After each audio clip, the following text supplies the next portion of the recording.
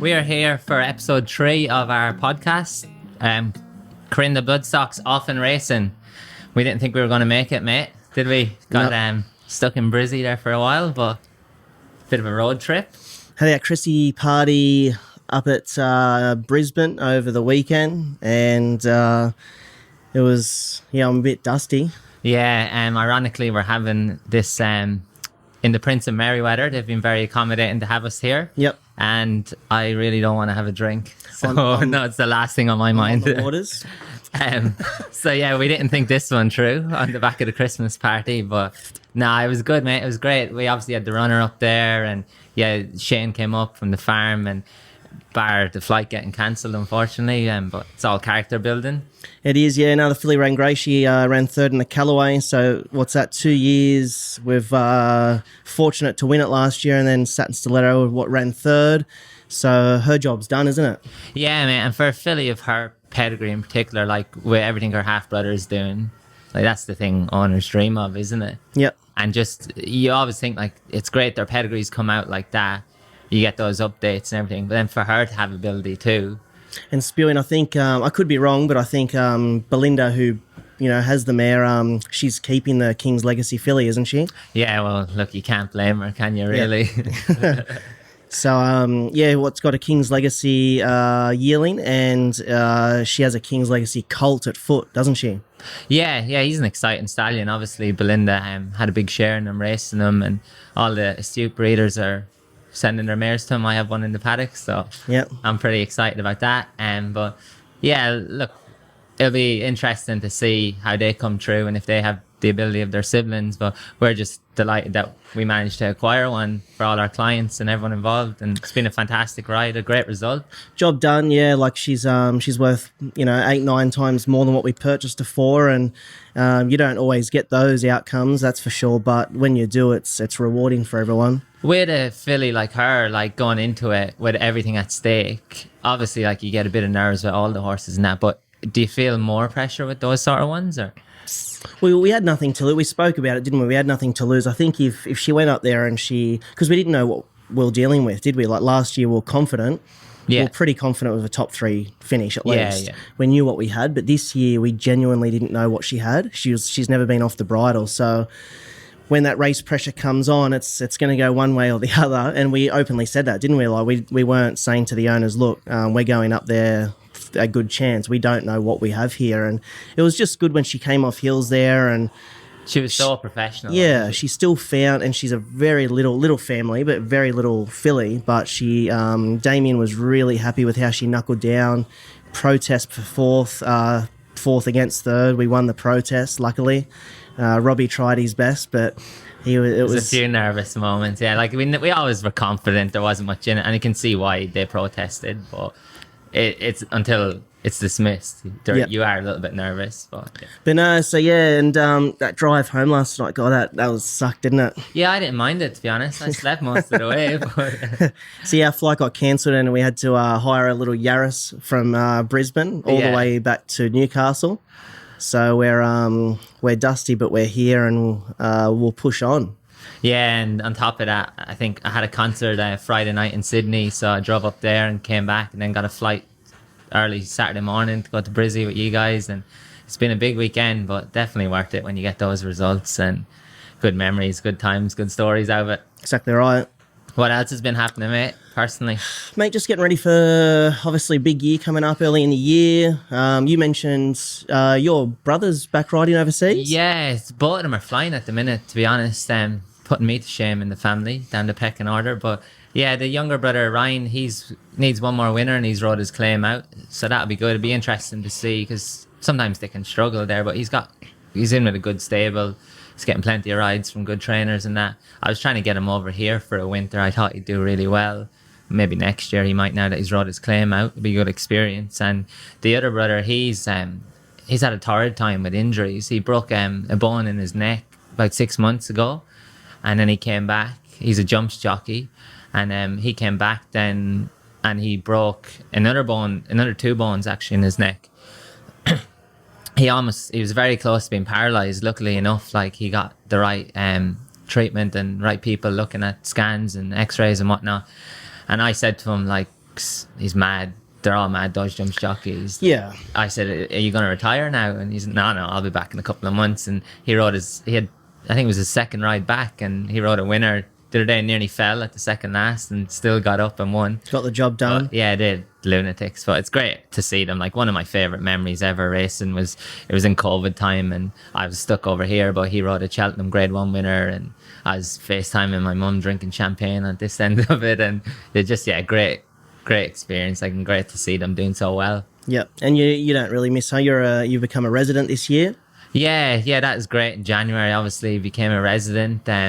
It's a big load off your mind, like, especially when I've been coming and going 9 years.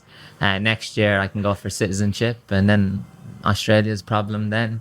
But no, I don't really miss home. And the weather obviously is 1 degree there at the minute.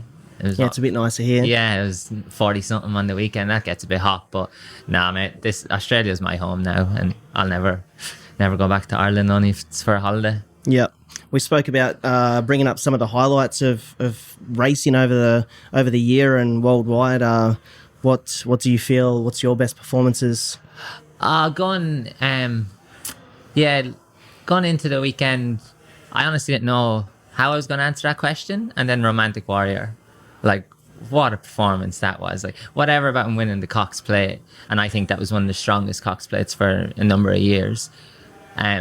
Not taking anything away from the likes of Animal and Winks and all them, like, but when they ran, they scared a lot of the opposition away, but everyone turned up to this year's, especially when Romantic Warrior got beat the first time. They saw a chink in his armour, and to go back to Hong Kong, do the quarantine again, and J-Mac's confidence in him the whole way through, like, and to get that job done, like, and the second horse, Luxembourg, it's a very good horse, one of the best middle distance horses in Europe at the minute, and Aidan Bryan wasn't taking him over for a holiday, like, and yeah, just such a good performance.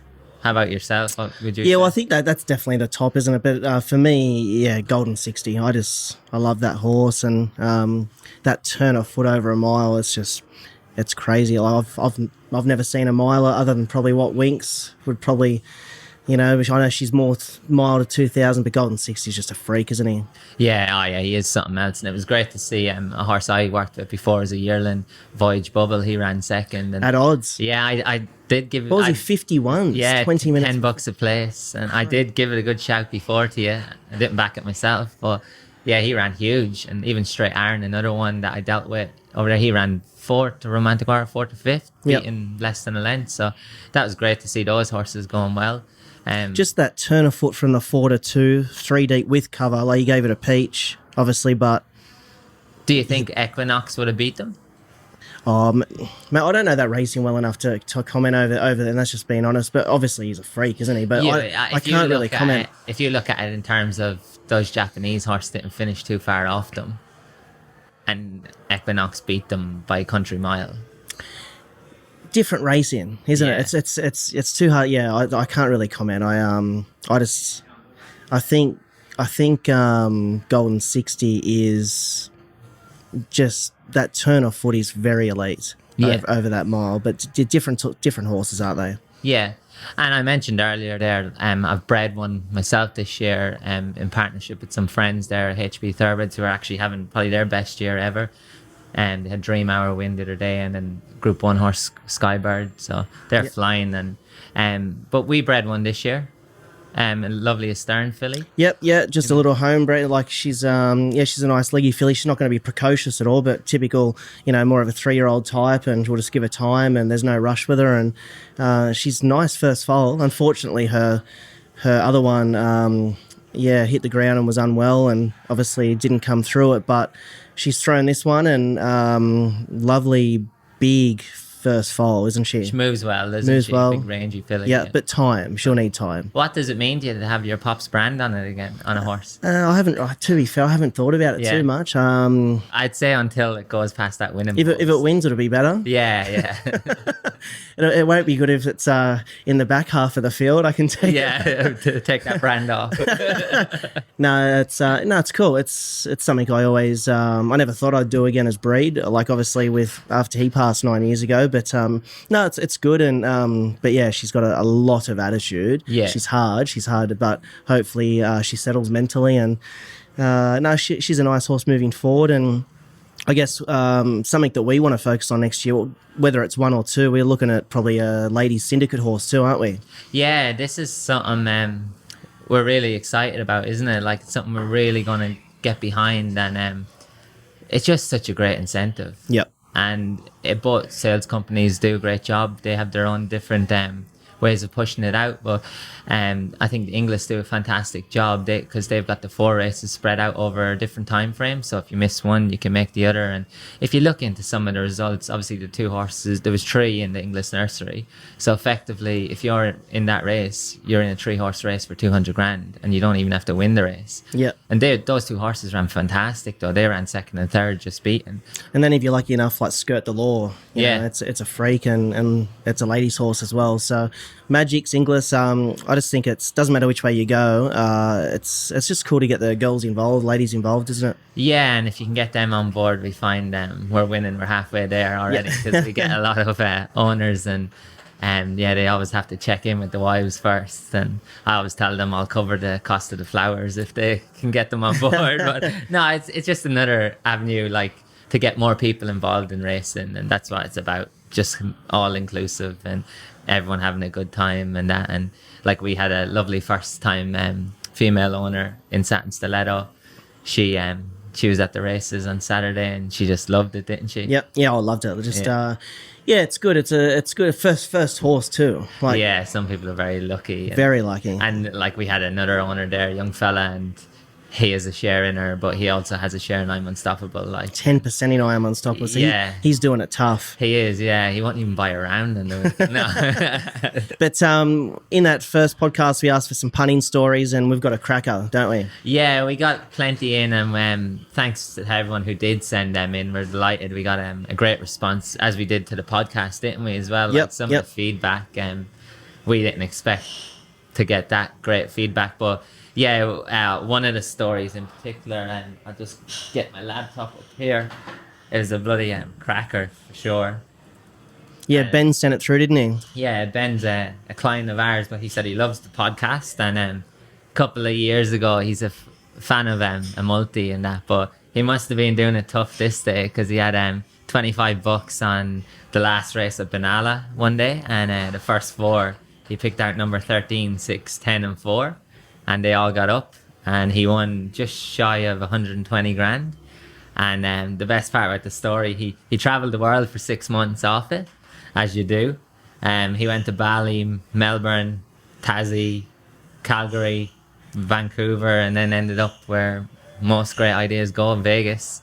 So I'd say there's not much of that 120 grand left now, but he sent in a great tattoo. He's actually got in Bali, of all places, he got the first 4 numbers tattooed on him. Yeah. So we couldn't go past Ben for the winner. No, Ben, you are the winner, mate. That's a cracker. Yeah. Where was the tattoo? I think it was on his arm from mine. It was nowhere inappropriate, so we will show that on the podcast. So, but yeah, no, that was great, and we'll send Ben out some Kurrinda merchandise for that story. Yeah, and any other stories, flick them through, georgiakbloodstock.com.au, where, you know, it's super, we're super eager to hear any of those stories. It's going to take a good one to beat that one. Yeah, and it doesn't have to be punting stories either, guys. You can send in anything, like, especially the time of the year, any funny Christmas party stories and that. Like, we got a great one from one of our owners in Lyrical Beauty. Him and his mate went to their Christmas party the other day, and they dressed up as Danny Beasley and Lyrical Beauty. We'll put a photo of that one up too. Yeah, that's well worth it. He dressed up as Danny, and his mate dressed up as the horse, and it was fantastic, wasn't it? Yeah, no, it was very good. And we love getting that stuff in and getting to know everyone. So all the listeners and all our clients and everything, definitely get your stories in, and we'll pick out the best ones and send you out some merchandise. Well, going into episode 4, we've got a special guest of Nathan Doyle at Newcastle. Nathan trains a fair few of our horses as well. So we'll wrap up this one now. Any stories, flick them through to george@kbloodstock.com.au and look out for episode 4, and we'll get Nathan Doyle on the potty. Yeah, and we just wish everyone, all the listeners and everyone, a happy Christmas, and hope that 2024 is a great year. Plenty of fast horses, and we'll keep finding them. Yep, be safe, and just like, subscribe. How do you do it, George? Share, follow, tell your dog, download, cat, everyone about it. Hop on Spotify. We're on Spotify. I believe we might be on Apple Music, or you can tell I'm super I think it's savvy. everywhere. Yeah, Amazon. Everywhere. I had to show Sean how to all download over songs on Spotify the other day. Yeah, we're on the plane, and I'm like, why is my Spotify cutting out? And he goes, mate, you're on aeroplane mode. I'm trying to watch my Netflix, and he's there annoying me. I'm like, can I tune into yours on my pods? He's like, no, mate. No, all good. Stay tuned. Nathan Doyle will join us for the next episode.